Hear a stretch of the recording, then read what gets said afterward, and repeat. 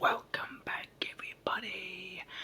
This is Molyneux Does ASMR Storytime, Part 3 of the Book of Brownies by Enid Blyton.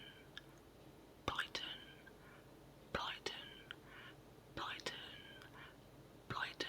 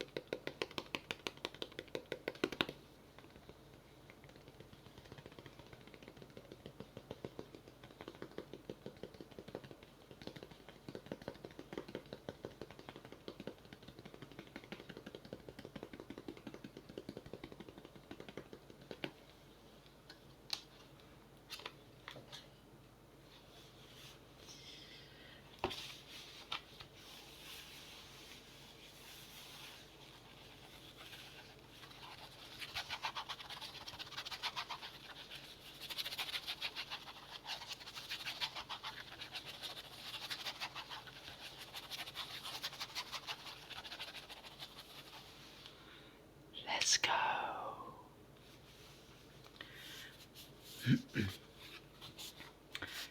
Their adventure on the Green Railway. The brownies looked around. They were in a bare, open country with the walls of the land of the clever people behind them. "We'd better see you safely back to your country first," said Hop to the little girl, who was dancing about and clapping her hands for joy at having escaped. "Oh, we'll all travel on the Green Railway," said the little girl.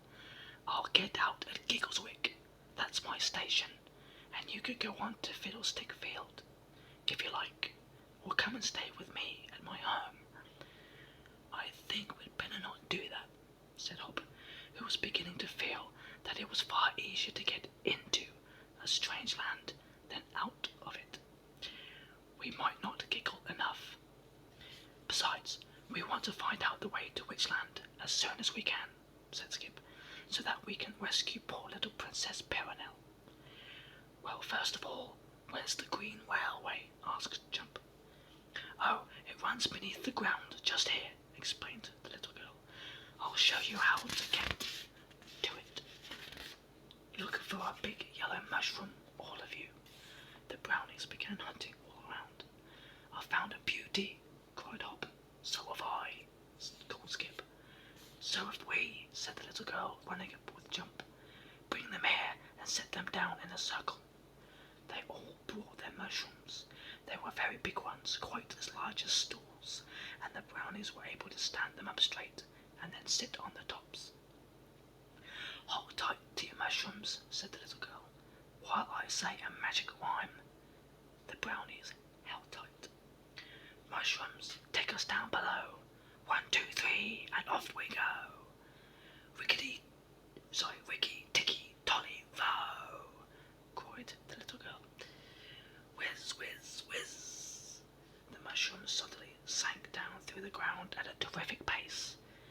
The brownies gasped for breath and held on as tightly as they ever could. Then bump, bump, bump, bump. The 4 mushrooms all came to a sudden stop and tipped the brownies off their seats. They rolled on the ground. "Ha ha!" laughed the little girl, who was still sitting on her mushroom. "Anyone can see you're not used to riding mushrooms. Come along, and we'll see if a train is due now." The brownies picked themselves up and followed the little girl, who was scampering through a cave lighted by one star-shaped lamp. When she came to the end of it, she stopped, and the brownies saw a little door let into the wall. It opened, and the little girl ran through it. The brownies followed her, and, to their astonishment, found themselves on a tiny platform. A solemn grey rabbit sat there with piles of tickets in front of him. 1 to Giggleswick, and 3 to Fiddlestick Field, said the little girl. 1 penny each, said the grey rabbit, handing out the 4 tickets. Next train in 5 minutes. Sure enough, in 5 minutes there came the rattle and clank of a train, and the funniest wee engine ran into the station, dragging behind it a long row of higgledy-piggledy carriages. They had no roof and no seats, only just cushions on the floor. It was a very crowded train. One carriage was full of velvety moles, who smoked long pipes and talked about the best way to catch beetles. Another carriage was full of giggling people, who seemed to be making jokes and laughing at them as fast as they could. "Oh, there's some of my own people," cried the little girl gladly. "They're going to Giggleswick, I expect. Let's get in with them." So they all jumped in with the laughing people, though the brownies would really rather have got into an empty carriage.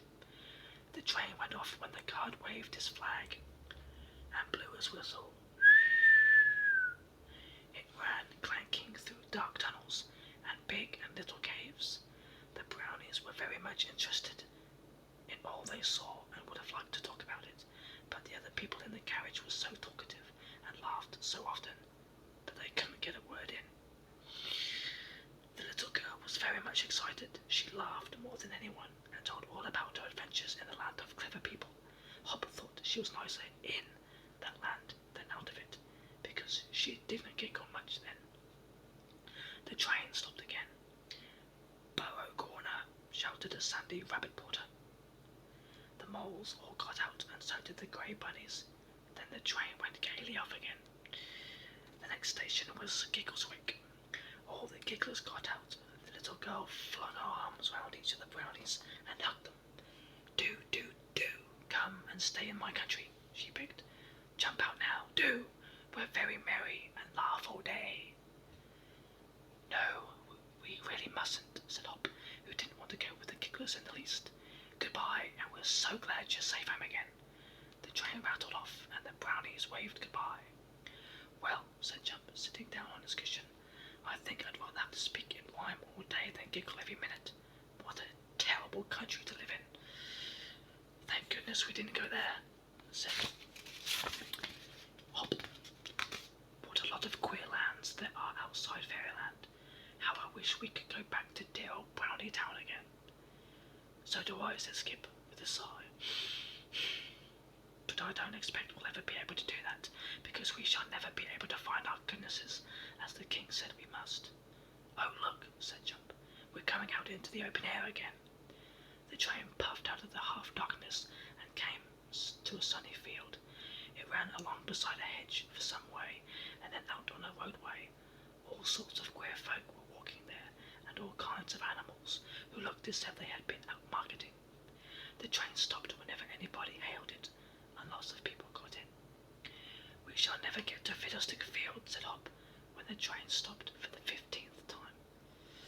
"Really, people are treating this train more like a bus. Oh dear, what's happened now?" The train stopped again. The driver was having a long talk with a friend he had met. The brownies got very impatient. At last Hop got out and went up to the driver. "Aren't we ever going on again?" he asked. "We're in a hurry." "Oh, are you?" said the driver. "Well, I'm going to have tea with my friend here, so you better get out and walk. This train won't start till 6 o'clock. So saying, the driver jumped from the train, linked his arm in his friend's, and strolled off. All the passengers yawned.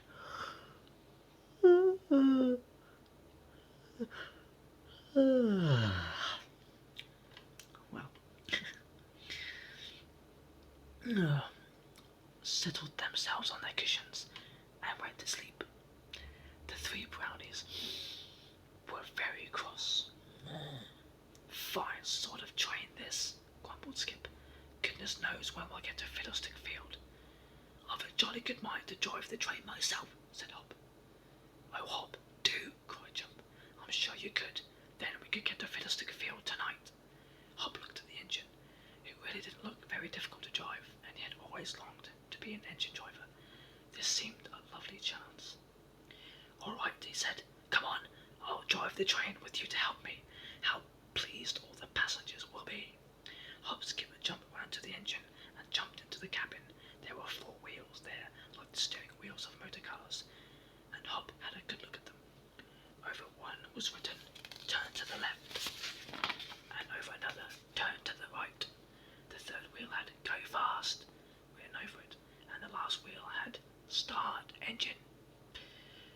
Oh well, this all looks easy enough, said Hop, twisting the start engine wheel. Now we'll go on our travels once more. The train started off, rattle, clank, rattle. All the passengers woke up and looked most surprised. They hadn't expected the train to go so soon. One of them looked to see why the driver had come back so quickly. Good gracious, he cried, those brownies are driving. We shall have an accident. Everyone looked over the edge of their carriages in alarm. Yes, sure enough, the brownies were driving the engine. Dear, dear, dear. We're coming to a curve, said Skip, who was thoroughly enjoying himself. Twist the turn to the left wheel, Jump. Jump did so, and the train went smoothly round the bend. The brownies felt very pleased with themselves indeed. Fancy being able to drive an engine without any practice. We must be clever, they thought. There's a station coming, shouted Jump. Slow down, Hop, and stop, in case anyone wants to get out of here. But dear me, there wasn't any wheel that said slow down or stop. Even when they twisted the start engine wheel backwards, the train didn't slow down. Whizz, whizz, the stain rushed by, and the train didn't stop. Some of the passengers were very angry, for they wanted to get out, and they began shouting and yelling at Hop for all they were worth. They made him so nervous that instead of twisting the turn to the right wheel, when he came to another bend in the line, he twisted the go fast wheel. The engine leaped forward and raced along the rails as if it were mad. All the carriages rocked and rattled, and the passengers' hats flew off in the air. Hop, Hop, shouted Skip in a fright.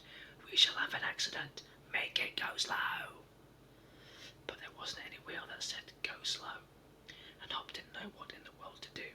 He twisted every wheel in turn, but nothing happened at all, except that the train seemed to go faster. The wind whistled past the brownies' ears and took their breath away. Stations whizzed past. The passengers forgot their anger in fear and clutched to the sides of their rocking carriages. A rabbit had his whiskers blown right off and was terribly upset. Then the train went up a big hill. It went more slowly, and some of the passengers wondered whether they would risk jumping out. There was a station at the top of the hill, and Hop read the name. Fiddlestick Field, he cried. Oh dear, this is where we get out. Oh, can't we stop the train somehow? But he couldn't, and the station went past. The train reached the hilltop and began going down the other side. The 3 brownies sat down suddenly as the engine started tearing downhill. It's like a switchback, groaned Hop. Oh dear, it's climbing up another hill now. And here's another station, said Skip, leaning out. Oh my, switchback station. I hope to goodness we're not going to go up and down like this much longer. It makes me feel quite ill. The train tore downhill again, then up and then down once more. The carriages followed in a rattling row, while all the passengers shrieked and shouted. Stations raced by, but the train didn't seem to think of stopping anywhere. Horrid little engine, said Hop. I believe it's thoroughly enjoying itself. Oh my, suddenly shouted Skip. The engine's gone off the rails. Oh my! Oh my! And there's a pond in front of us, yelled Jump. Oh! Ka-splash! Ka-plonk! Into the pond went the engine, carriages and passengers. Everybody was tumbled splash into the pond, noise frightened all the ducks away to the bank. Splutter, splutter went everyone, floundering about in the shallow, muddy water. No one was hurt, but everybody was very, very angry. Catch those brownies, they yelled, and made a grab at Hop, Skip, and Jump, spank them, and take them to prison. The brownies scrambled out of the pond as quickly as ever they could. They began to feel frightened when they heard the angry voices of all the dozens of passengers. There were rabbits, moles, weasels, gigglers, 2 clever people, a peddler with a sack, and some queer people who didn't much look as if they belonged to anyone. They all scrambled out of the pond after the brownies and chased them. Down the lane went the 3, followed by all the passengers. Stop them, they cried. The brownies raced on. Soon they came to a queer little village, built entirely of large mushrooms and toadstools. They had doors in the stalks and windows and chimneys in the top part. Little people came to the doors and looked out when they heard all the noise. They stared in astonishment at the sight of the 3 running brownies, followed by all the other queer people. At the end of the village ran a stream. It was too wide and too deep for the brownies to cross, and they didn't know what to do. Quick, quick, think of something, cried Skip. Hop looked around despairingly. The passengers were almost on them. Then a clever thought came to him. He ran to a toadstool, snapped it off, put it upside down on the stream, and jumped into it. Skip and Jump sprang in just in time, pushed off from the bank, and left the passengers staring at them in dismay. Ha ha! Called Hop, feeling very relieved. You didn't get us that time. No, but someone else will get you. Look behind you, yelled the rabbit whose whiskers had been blown off. The brownies looked onto the other bank, and who do you think stood there? Why, 3 wooden-looking soldiers, all waiting for the toadstool boat to land.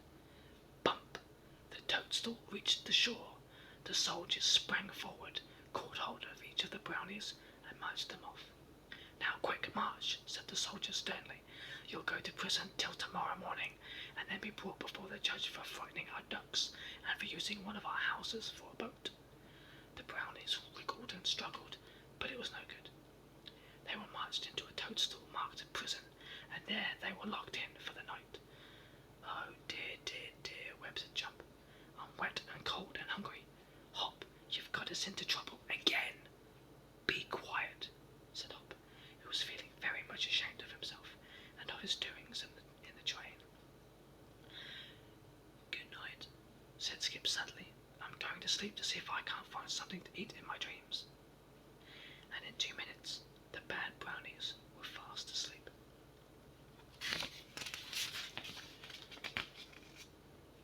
Their adventure in Toadstool Town.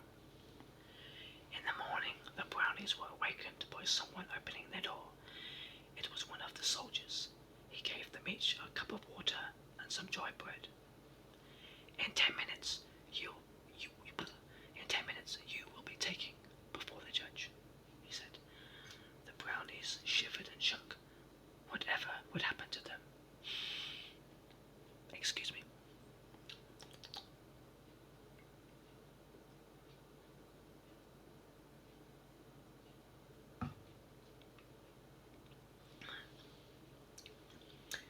If only we'd waited for the engine driver to finish his tea, sighed Jump.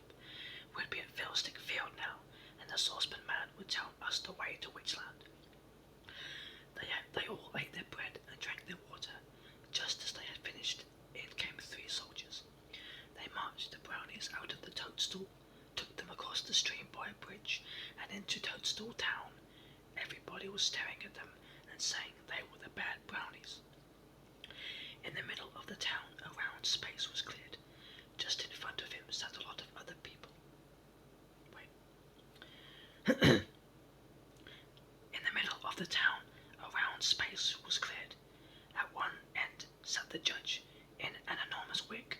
Just in front of him sat a lot of other people in wigs, all writing very fast indeed. All round sat the people of Toadstool Town, and the passengers who had come on the train with Hop, Skip, and Jump the day before. The brownies trembled when they saw them. They all looked so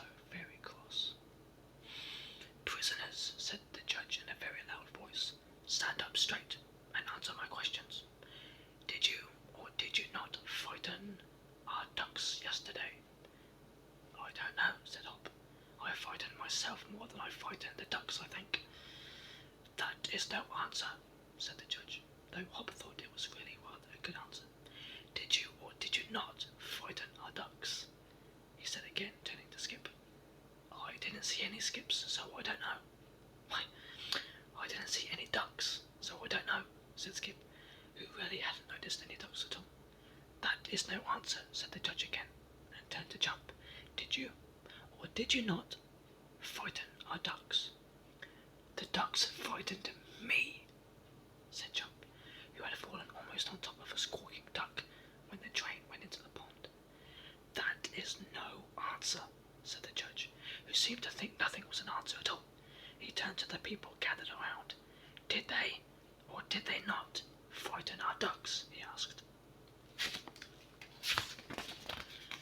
They did, shouted everybody. That is an answer, said the judge in a satisfied voice. What punishment shall they have? Spank them, cried the people. Very good, said the judge, writing something with a big pen in a big book. 6 spanks for each of them. The brownies said nothing. They thought sadly that they seemed to get out of one spank into another. The judge stopped writing and looked at the brownies. Stand up straight and answer my questions, he said. Did you, or did you not, use one of our toadstool houses for a boat? Yes, they answered all together, but we didn't know it was a house. Don't answer back, said the judge. We're not, said Hop indignantly. Are they, or are they not, answering back? The judge asked all the people around. They are, shouted the people, who seemed to be thoroughly enjoying themselves.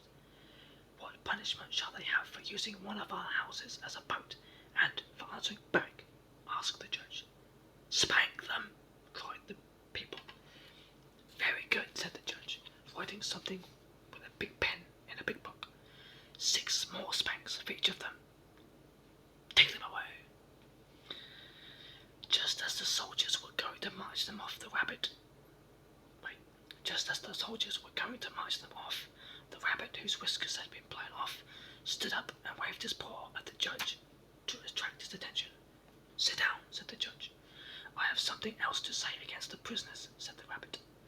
Then don't sit down, said the judge, beaming on the rabbit. What have you got to say? Please, your worship, said the rabbit. Those bad brownies have done something much more serious than frightening ducks or answering back. What? Cried everyone. They took one of the green railway trains and drove it, said the rabbit. And they aren't drivers, and they couldn't drive. And they drove it into the pond, shouted all the passengers, and we got wet through. Dear, dear, said the judge, looking very pleased to think he could punish the brownies for something else. This matter must be looked into. He turned to Hop. Can you drive an engine? He asked him. If I couldn't drive an engine, how could I drive it into the pond? Asked Hop. If you drive into a pond, it shows you can drive, doesn't it? Even if you drive in the wrong direction. Skip and Jump thought it was very clever of Hop to say that. Everyone looked very puzzled. The judge scribbled something in his book and frowned. Then he turned to the rabbit. Do you say these brownies can't drive? He asked. Yes, I do, answered the rabbit, pulling at his whiskers that weren't there. And yet you say they drove the engine into the pond. Now this is an interesting point of law, said the judge, looking very learned. The question is, can you say a person drives when he can't drive? No, that's not right. Can you say a person can't drive and say at the same time that he did drive, but into a pond? Everyone looked at everyone else and seemed to think hard. Well, anyway, said the rabbit crossly, I say they aren't engine drivers, and they shouldn't have driven our train yesterday. How do you know we aren't engine drivers? Suddenly demanded Hop. Yes, how do you know? Asked Skip and Jump. Ah, yes, how do you know? Asked the judge, looking over his spectacles at the rabbit. Well, they aren't, said the rabbit sulkily. Anyone who drives like they do isn't an engine driver. Prove it, cried Hop. suddenly getting an idea. Let us show everyone here, the judge and all, whether we can drive or not. Everyone got very excited and began talking loudly. Silence, said the judge. I have decided what to do. We will stop the next engine that comes to Toadstool Station. If these brownies show us they can drive it, we will give them only a light punishment. If they can't, we will put them in prison. When is the next train due? At 3 o'clock in the afternoon, called someone. Very well, said the judge. We will all be there. Take the prisoners away, guards, and give them 12 spanks each as a punishment for their other misdeeds. The soldiers marched the brownies back to Toadstool Prison, gave them 12 spanks each, and left them. I really do believe we shall be able to get away to Fiddlestick Field this afternoon, said Hop, sitting down very carefully. If that silly judge will only let us get in that engine, we'll be off like a shot. Yes, but look here, said Skip nervously. You can't really drive, you know, and I'm getting tired of these adventures that land us into places we keep having to get away from. If you can't stop the engine again, goodness knows where we'll end at. Well, do you want to stop in Toadstool Prison all your life? Asked Hop. No, sighed Skip. I want to go back to Brownie Town. That's what I want. Well, we can't do that, answered Jump. So we've just got to put up with adventures like this. All the morning the brownies sat in the Toadstool Prison and waited for the afternoon. They peeped out through the little barred window now and then, and saw the people of Toadstool Town going about their work, doing their shopping and gossiping with one another about the 3 bad brownies. For dinner they were given a cup of water each and a big crust of bread. They ate the bread hungrily and drank the water, and then peeped out of the window again to see if anything was happening. People were beginning to gather round to see the brownies brought out to the railway station. They were talking and nudging each other. I don't like the people of this town very much, said Hop. They stare so and whisper to each other. I think someone ought to teach them manners. Ding dong, struck a nearby clock. 2 o'clock, said Skip. Not much longer to wait, thank goodness. I'm longing to get out of this toadstool. At 2:30, the soldiers came and took the brownies outside. They marched them through the town, with crowds of people following, all talking excitedly. I don't believe they can drive, said one. Nor do I, said another. They won't know how to start the engine, cried a third. Then they'll soon be in prison again, laughed a fourth. Hop, Skip and Jump began to feel rather nervous. Supposing they couldn't start the engine. How awful it would be. Oh dear, how they wished they had never had to leave Brownie Town. Here's the station, said one of the soldiers, leading the brownies up some steps onto a little wooden platform. All the people ran along beside the lines and looked to see if the train was coming. I can see some smoke in the distance, cried someone. It will soon be here. Puff, puff, puff, puff. Soon the little train came steaming up and stopped at Toadstool Town station. The passengers got out and stared in astonishment at the crowds all around. The soldiers went to the engine. Hi, you, they called to the driver. Get down a minute, please. The surprised driver hopped out, and the soldiers explained to him about Hop, Skip and Jump. But look here, said the driver. Suppose they go and smash up my engine. The soldiers looked taken aback. No one had thought of that. Here comes the judge, they said. You ask him. The driver bowed to the judge and repeated his question. You should have thought of that before, answered the judge coarsely. We've got to go on with this now. Why, I only heard of this plan of yours just this minute, cried the driver indignantly. How could I have thought of it before? Don't answer back, snapped the judge, and turned to the brownies. Now then, he said, the time has come to show us whether you can drive or not. Get into the engine cab. The brownies jumped in. Drive to that bend, ordered the judge. Then reverse the engine and come back. Do you understand? Yes, thank you, answered Hop, taking a good look at the wheels and the engine. Hurrah, he thought. There's a stop engine wheel this time. I'll be all right, I think. He twisted the start engine wheel, and puff, puff, puff, off went the little engine by itself, for it had been uncoupled from the carriages. so fast, shouted the judge. Hop laughed and twisted the go-fast wheel. Off shot the engine faster than ever, past the rows of astonished people who were watching all along the lines. Stop, stop, go back, shouted the crowds at the bend of the line where Hop was supposed to go back. Goodbye, goodbye, shouted the brownies, waving their hands in delight. Thanks so much for letting us have the engine. They passed the last person by the line and went tearing round the bend. They heard shouts and yells behind them, but they didn't even bother to look around. Hurrah, hurrah, shouted Skip. We've got away. Good old Hop. Hop grinned. He was being very careful, for he didn't want to run any risks of being taken back to Toadstool Town. The engine went racing on and passed one station after another. Jump read them out loud as they passed. We ought to be getting near Fiddlestick Field, said Skip at last. Keep a good lookout, Jump.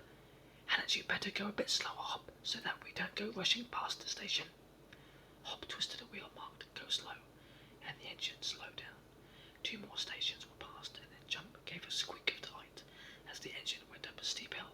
Fiddlestick Field, he shouted. Pull up, Hop, quick. We're really here. Hop stopped the engine, and the 3 brownies jumped out.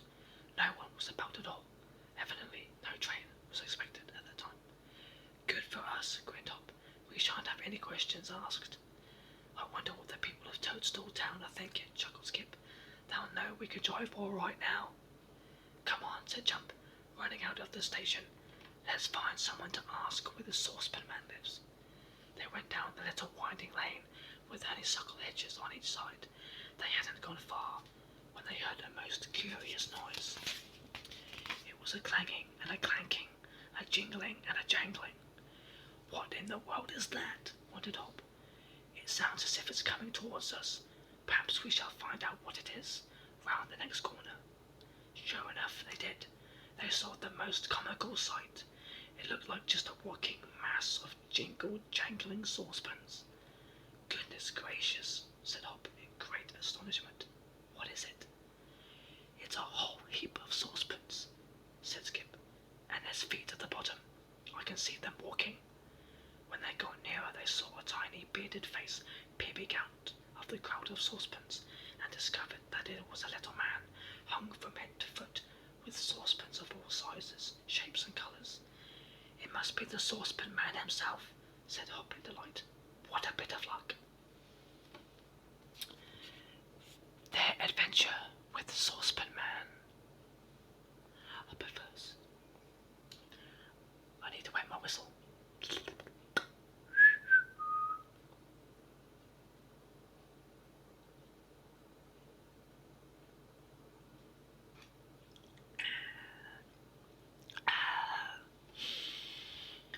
The 3 brownies ran up to the jangling little man. Hello, cried Hop. Are you the Saucepan Man? The little man looked at him inquiringly. Hey, he said. What did you say? Are you the Saucepan Man? Bawled Hop, over the jingling of scores of saucepans. No, I ain't got a sausage pan, answered the Saucepan Man, shaking his head so that the saucepans rattled tremendously. Sausage pan? I never said a word about a sausage pan, said Hop in surprise. I said, are you the Saucepan Man? I'll tell you, I ain't got a sausage pan, said the little man crossly. I only sell saucepans, I do. He's deaf, said Skip, and I don't wonder with all those saucepans jangling around him all day. Hop tried again. Are you the Saucepan Man? He bawled. Can you hear me when I shout? Yes, I think there's rain about, said the Saucepan Man, looking up at the sky wisely. Come before evening too, likely enough.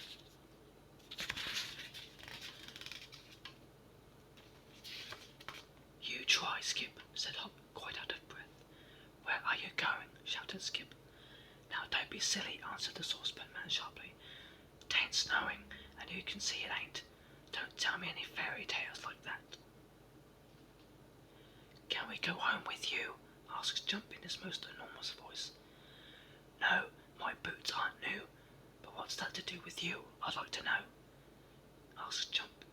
Wait, said the little man, looking crosser and crosser. Oh, buttons and buttercups, sighed Hop. We'll never make him hear while he's got all those saucepans jangling around him. Let's follow him and see if he's going home. Then, if he takes off his saucepans, we'll try again then. So the three brownies trotted behind the saucepan man, back down the lane again, and round by the station. There they saw the station master and the porter staring in great astonishment at the empty engine standing all by itself in the station. Gracious, said Hop. Let's hope we don't get asked any awkward questions. The station master saw them coming and immediately rushed over to them. Pretend we don't understand, said Hop quickly to the others. If we talk a lot of rubbish, he'll soon let us go. Hi, hi, called the station master. Do you know anything about this engine? Nobody answered anything. Are you dumb? Asked the station master angrily. Come now, do you know anything about this engine, I say? Kalamaku, chikirichi, answered Hop solemnly. Crick, crack, said Skip. Caw, said Jump. They don't know anything that's certain, said the station master to the porter. They're foreigners. Dainy jug, jug, jug, said Hop in an inquiring voice. It's all right, said the station master. I don't understand you. I'll have a word with this saucepan chap. Caw, caw, said Jump, and nearly made the others giggle. The station master poked the saucepan man in the ribs. Hi, he cried. Do you know anything about this engine? My name ain't Benjamin, and kindly take your fingers out of my waistcoat, said the saucepan man huffily. The station master groaned. Come on, he said to the porter. They're quite mad, too mad to know anything about an engine anyway. They went off to the station again, and the three brownies breathed freely once more. That was a near squeak, said Hop. Come on, let's follow the saucepan man. On they went again, until at last the saucepan man came to a little tumble-down cottage called Saucepan Cottage. It had old saucepans for its chimneys, and looked at the funniest little place the brownies had ever seen. They followed the saucepan man inside. He looked at them in surprise. What do you want? He asked. Hop suddenly saw that the table was very dusty. He quickly wrote on it with his finger. We are three brownies who want to know the way to Witchland, he wrote. The very wise man told us to ask the saucepan man the way. Are you the saucepan man? Of course I am, said the little man. Can't you see that? Anyway, I don't know why you didn't ask me that in the road instead of talking about saucepans and the weather. He took off his saucepans and clattered them into a corner. I can tell you the way to Witchland, all right, he said. In fact, I'm on my way there tomorrow. You'd better come with me. You'll be safe then. Witches don't touch me, they don't. Why not? Asked Hop. Feel hot, do you? Said the little man. Well, open the window then. Hop sighed. It really was very difficult to talk to the saucepan man. He tried again. May we spend the night here? He asked in his loudest voice. What's the matter with my right ear? Said the saucepan man, going to the looking glass and peering into it. Nothing at all. Don't you be saucy, young man. I can't stand this, groaned Hop to the others. Haven't you got a notebook that we could write in? Yes, I have, cried Skip, pulling out an old notebook and a stumpy pencil. Here you are, write in this, Hop. Hop quickly wrote down his questions and showed them to the saucepan man. Yes, you can stay here for the night, said the little man, and I'll take you with me tomorrow. Find the cocoa tin now and make some cocoa, while I boil some eggs and make some toast. The brownies hunted about for the cocoa, filled one of the many saucepans with milk, and put it on the fire to boil. Soon the four were enjoying boiled eggs, toast and cocoa, and the brownies began to think the saucepan man was a very jolly little man, for although he couldn't hear very well, he could tell lots of funny tales. Now to bed, he said at last. We've a long way to go tomorrow, and we must be up betimes. And we must be up betimes. He showed them a bedroom with a big bed in it, said good night and shut the door. Well, I really feel we're on our way to find the Princess Perenelle now, said Hop as he got into bed. Yes, if the Saucepan Man takes us to Witchland, we've only got to find out where Witch Green Eyes lives, and then make up a plan to rescue her, said Skip sleepily. Well, good night, said Jump, yawning. All the brownies lay down and fell fast asleep. In the morning, the Saucepan Man woke them, and they started off on their journey. They walked for miles across the country, calling at little cottages on the way and selling saucepans. Soon, Hop had a good idea.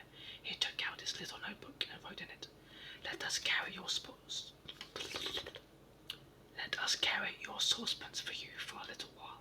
Hop wrote, You must be very tired, for the sun is hot. The Saucepan Man gladly took off all his saucepans and gave them to the 3 brownies.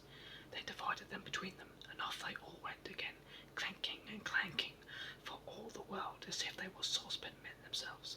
Suddenly, as they were going along, a great shadow came over them and made everything dark. The brownies looked up and saw an enormous yellow bird hovering over them. The Saucepan Man gave a frightened yell. Run, he said, run! It's the dragon bird that belongs to the Golden Dwarf.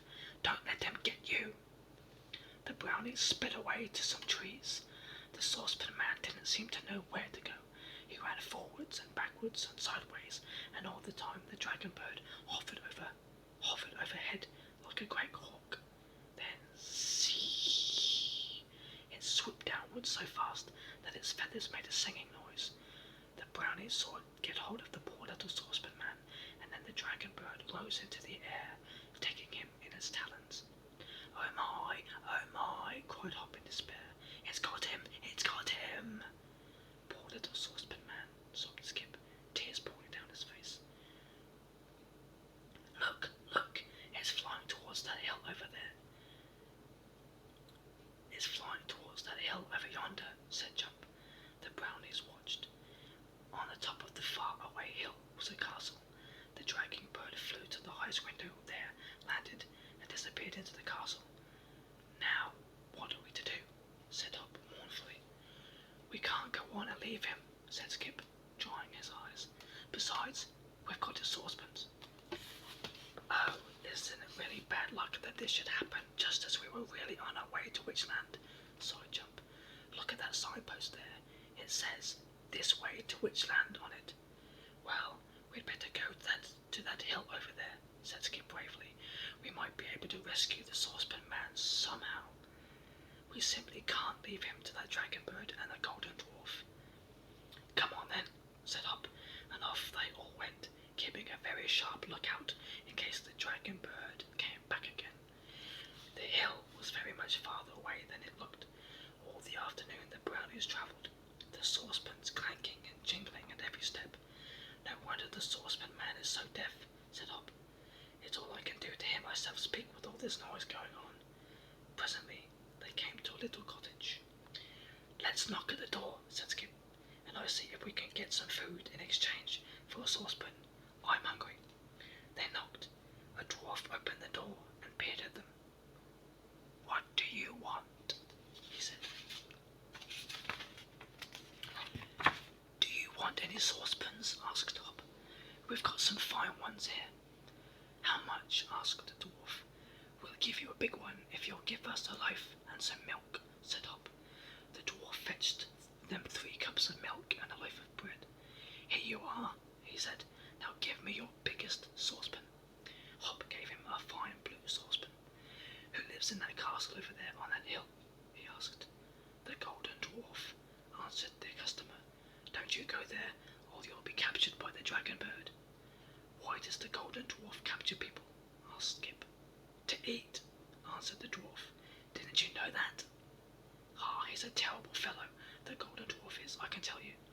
There's only one word that will stop him in his evil ways, but as he lives away up there in his high castle, that nobody can enter, he's safe. What's the word? Asked Hop interestedly. Ho, ho, don't you wish you could use it on the Golden Dwarf? Laughed the dwarf. Well, I'll tell you.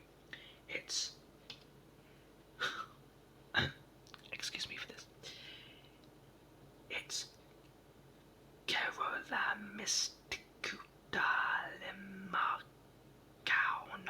do. Buttons and buttercups, said Hop. I'll never be able to say that. Neither will I again. We'll split it into 3 and each of us can remember a bit of it, said Skip cleverly. The dwarf laughed and said the long word again. Hop said the first piece over and over to himself, while Skip said the middle bit and Jump repeated the last bit. Much good it'll do you, said the dwarf. Why, no one's ever even seen the golden dwarf since I've lived here, and I've been here 143 years come next November. The brownies sighed. Things seemed very difficult. They said goodbye and left the cottage behind them. Is it any good going to the castle? Said Jump, who was beginning to feel very down in the dumps. Suppose we all get caught and eaten. Cheer up, said Hop. You can only get eaten once, you know. Don't be silly, said Jump crossly. I don't want to be eaten even once. Shh, said Skip. We're getting near the castle. Better keep a good lookout. Bother the clanking saucepans, said Hop. Shall we take them off and leave them here? No, said Skip. If that horrid dragon bird appears again, we'll pretend we're just a heap of old tins, and maybe it won't see us then. Just as he spoke, a shadow fell over them again. At once the 3 sank down to the ground beneath their saucepans and lay quite still. The shadow grew blacker, and at last the dragon bird landed by them with a flop. It pecked at Skip's saucepans and dented them badly. Then it spread its wings, rose into the air, and flew away again. Oh my stars, said Jump, shaking like a jelly. This is the sort of adventure that doesn't agree with me at all. Has that horrid bird gone? Yes, said Hop. It's a nasty looking thing too, I can tell you. It's got scales as well as feathers, and a long tail. It must have thought we were piles of saucepans. Come on while we're safe, said Skip. They ran towards the castle and, panting and breathless, flung themselves down at the foot of it. Isn't it a funny colour? Said Hop, looking at it closely. It looks just like toffee. Skip broke a piece off and licked it. It is toffee, he said. My gracious, fancy a castle built of toffee. Toffee, cried Jump in delight. I say, how lovely. I'm going to have a jolly big bit. He broke off a fine fat piece and began chewing it. It was delicious. I suppose it was built by magic, said Hop. I can't imagine people building it. Can you? That'd get so terribly sticky. Well, let's forget about the saucepan man, said Skip, looking round about him. I expect he's feeling very lonely and afraid. Let's explore round the outside of the castle, said Hop. Maybe we can find some way of getting in then. Off went the brownies, after having carefully taken off the saucepans and hidden them under a bush. They were afraid that the golden dwarf might hear the clanking if they carried them about. They marched off round the toffee castle, looking everywhere for a window or a door. Not one was to be seen. Goodness, said Hop at last. No wonder nobody ever sees the golden dwarf, if there's no window and no door on the ground floor. I don't believe there's any way of getting into the castle at all, except by that window right at the very top, said Skip, craning his neck to see.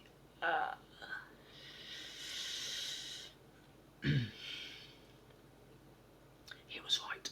Not a door was to be seen, and no windows either, except the big one set right at the very top of the castle, where the dragon bird had flown in with the saucepan man.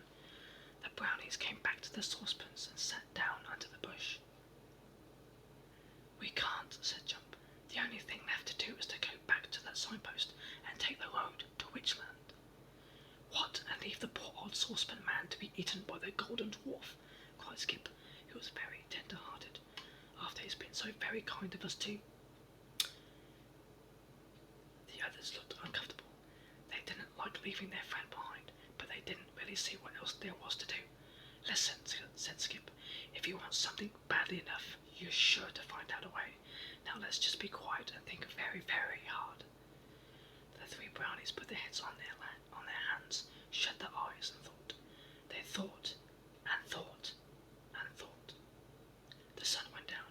Still Still, the brownies thought. Then Hop raised his head.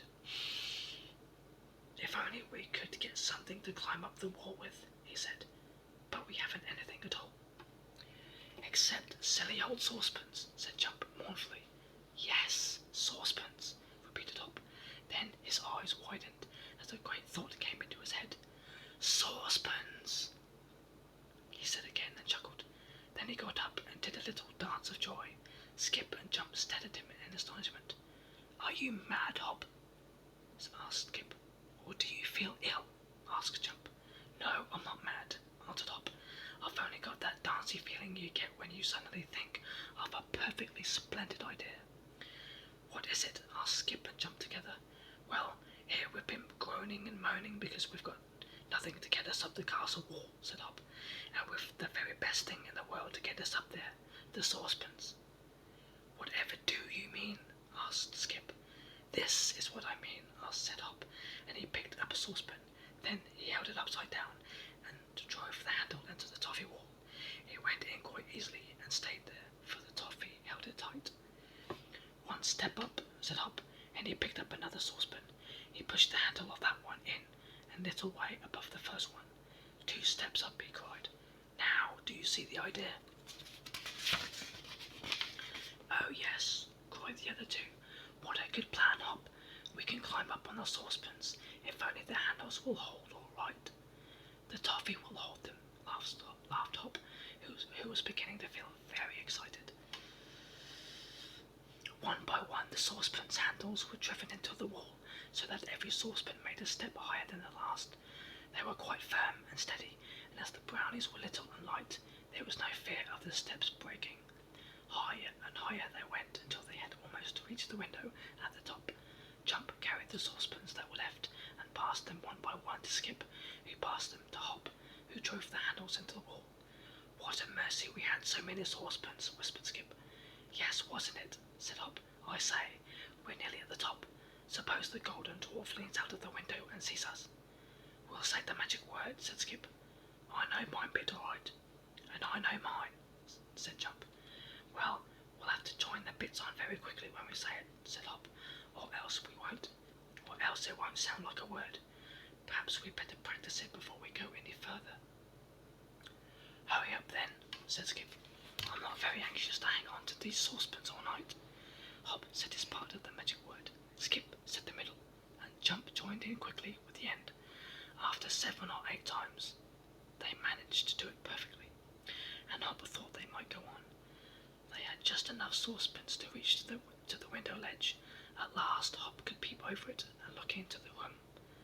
He saw a large room hung with golden curtains and spread with a golden carpet. In the middle of it, sitting on a stool, was the saucepan man, looking the picture of misery. He was all alone. Good, said Hop, and whispered what he saw to the others. Then he peeped over the ledge again. The saucepan man looked up, and when he saw Hop, he fell off his stool in astonishment. I must be dreaming, he said, and pinched himself very hard. Ow, he said. No, I'm not. He ran to the window. Help me over, said Hop. We've come to rescue you. The saucepan man hauled him into the room, and then they helped Skip and Jump. Quickly, Hop wrote in his notebook to tell the saucepan man how they had come to him. You'd better escape at once with us, wrote Hop, for there's no knowing when that awful dragon bird will appear again, or the golden dwarf. Don't talk of them, begged the saucepan man. I shall never forget being carried off in those talons. When I got here, the golden dwarf came and looked at me and said I wouldn't be plump enough to eat for a week. The brownies shivered. Come on, said Hop, running to the window. Let's escape whilst we can. He had just got one leg over the windowsill when heavy footfalls outside the door made his hair stand on end. Oh, whispered the saucepan man. Hide quick, it's the golden dwarf. The brownies dived behind one of the curtains just as the door opened. In came a queer creature, not much bigger than the brownies, who looked as if he were made of solid gold. Hop thought he looked more like a statue than a live person. I smell brownies, said the golden dwarf suddenly and sniffed the air. The 3 brownies trembled. "Remember the magic word," whispered Hop anxiously. "It's your only chance." "I smell brownies," said the golden dwarf again, and strode over to the shaking curtain. He pulled it aside. Out sprang Hop, Skip, and Jump. "Kerala Misty," shouted Hop. "Goodalima," went on Skip. "Konogidu," finished Jump. The golden dwarf stared at them in terror. "The word! The word!" he cried, and pulled out his hair. Then he uttered a deep groan.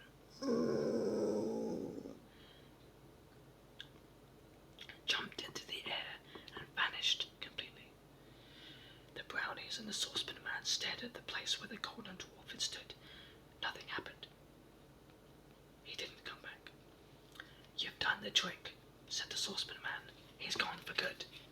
"Hurrah!" cried Hop. "Thank goodness we remembered that magic word. Come on, saucepan man, let's get away from this horrid castle." Over the windowsill they clambered and were soon scrambling down the saucepans as fast as they could go. "We'll leave them there," said the saucepan man. "I don't want to waste any more time here in case the dragon bird comes back." So off they all went in the moonlight to the signpost pointing to the Witchland. And that will conclude part 3 of Storytime ASMR.